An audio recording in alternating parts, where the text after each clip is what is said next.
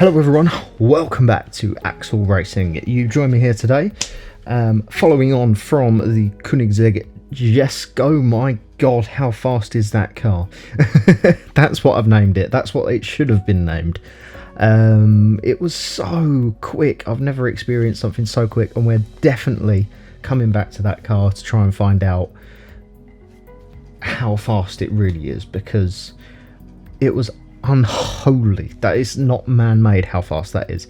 Anyway, enough about the Koenigsegg G-BOW. It's time to go on to something that's not going to be as fast, but I don't think there's much else in the game that is going to be as fast as that. But this is a really serious track weapon now. We did have the KTM X-BOW before and the X-BOW GT4. This is the 2020 KTM X-BOW GT2. This looks a lot more modern, up to date, and ready to go. So we're gonna have a go at this one today. Round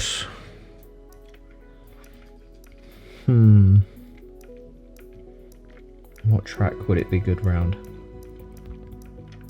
I think Suzuka. We haven't been to Suzuka yet. Yeah, in the late afternoon now. We're going to do the full circuit. We only have 2 layouts this time, which is interesting.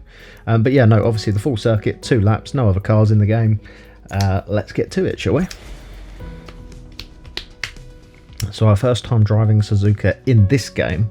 Now in Forza Motorsport 7, Suzuka was, yeah, that was one of my top 3 tracks, I think. I absolutely love this track. The demanding Suzuka circuit hasn't changed much since it was built as a Honda test facility back in 1962.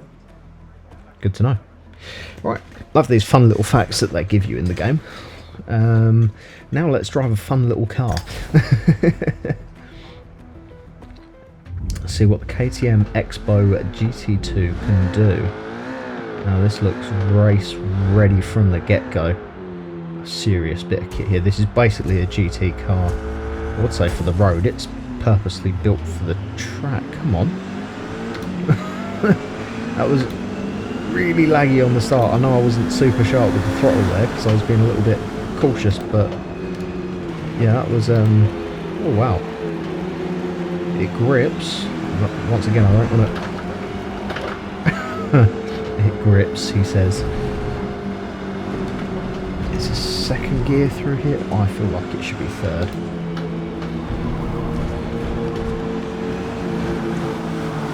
Oh, offline is slippery. I want to stay on the line for sure.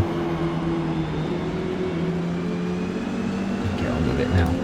Don't realise how quick this thing actually is. We was taking those corners at around 80 to 90 miles an hour. Now it's always down one, let the car roll through the corner, down another one, and you're back on the power before you've even left the corner or even hit the apex, really. This is always a tricky one. There's 2 different lines you can take through here. We're going to opt for the shallower line. You can go wide around there. There is grip on the outside, not to be afraid of. As we head round the giant spoon curve now and start our return loop to the start finish line. Quick double left hander up the top here, 3rd gear corner. Once again another gear change down again mid corner and get back on the power as soon as you see that curve on the outside. A little bit too aggressive with the throttle at the moment because it seems as soon as I put my foot down we're sideways of some sort. As we come into 130 now, a very fearful corner, but we just managed to keep it in the white lines there. That looked incredible through there. Down to 2nd gear now for a very tight right left chicane, and then not to get onto the power too early once again in fear of slipping, but onto the start finish straight we go, already doing 130 miles an hour, 140, 150 across the line, 160, almost 170 into the braking zone of turn 1 and 2. Now it certainly brakes very well. It handles fast corners well, which tells me that the aero is quite a lot of the reason behind the grip in this car. Now we've got some heat in the tyres, we are going to start pushing it.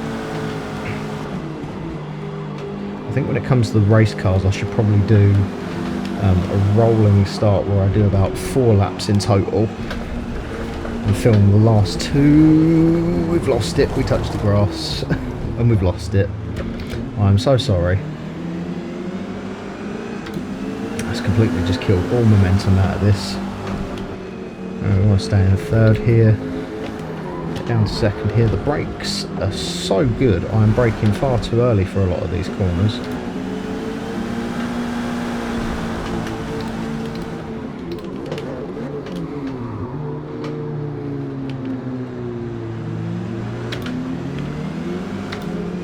Now we got it going again. Yeah, I'm certainly feeling aerodynamic grip over mechanical grip, that's for sure. That's something that I would like to change in a lot of these cars actually. They don't feel like they have enough of a connection with the road.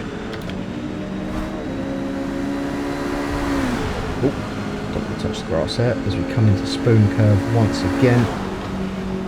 Hitting the brakes, taking a little bit too much curve on the inside there, but keeping it much flatter through there that time. And I think we could have braked a lot later once again and got out of that corner a lot quicker.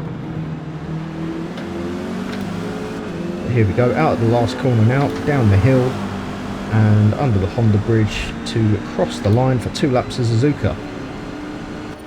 Now, there we go.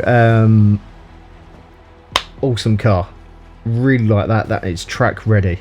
Not as impressive as the GT cars, but certainly with some tuning and some upgrades that will be on par with the other purpose-built GT cars in the game. So yeah, really solid car, really nice to drive, good to test it at a track that I know very well as well. And that's it really. On to the next one. This has been Axel Racing and I'll see you in the next video.